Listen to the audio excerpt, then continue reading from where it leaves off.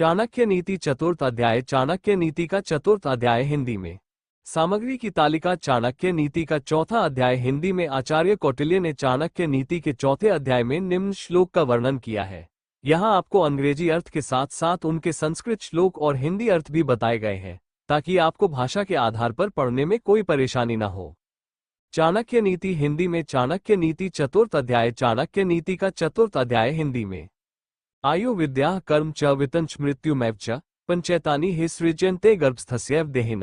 एक अर्थ, माँ के गर्भ में ही निम्नलिखित बातें निश्चित हो जाती है। एक इंसान कितने साल तक जीवित रहेगा। 2 वो किस तरह का काम करेगा।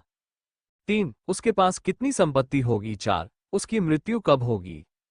अर्थ, मनुष्य की आयु, कार्य का प्रकार, धन, विद्या और मृत्यु का समय, ये 5 चीजें गर्भ में ही निर्धारित हो जाती है।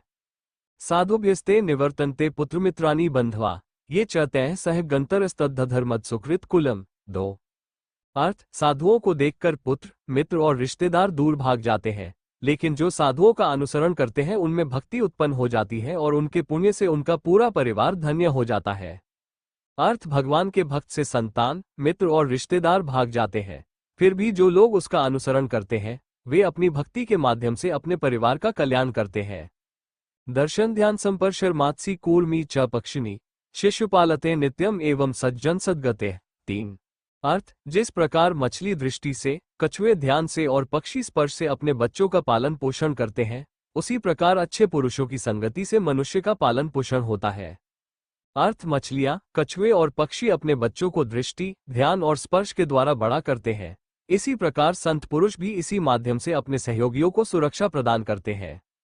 यावत् सविस्थो हयम देहो यवन मृत्युश्च दूरतः तवदात्महिता कुर्यात् प्रान्ते की करिष्यति। 4 अर्थ, जब आपका शरीर स्वस्थ हो और आपके वश में हो तो आत्म साक्षात्कार का उपाय करना चाहिए, क्योंकि मरने के बाद कोई कुछ नहीं कर सकता।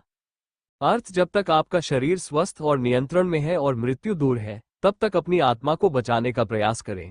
जब मृत्यु निकट हो तो आप क्या कर सकते हैं। कामधेनु गुण विद्या फलदायी है, प्रवासे मातृतुल्य विद्या गुप्तम धन स्मृतम। 5 अर्थ, ज्ञान प्राप्त करने के लिए ये कामधेनु के समान है, जो हर मौसम में अमृत प्रदान करता है।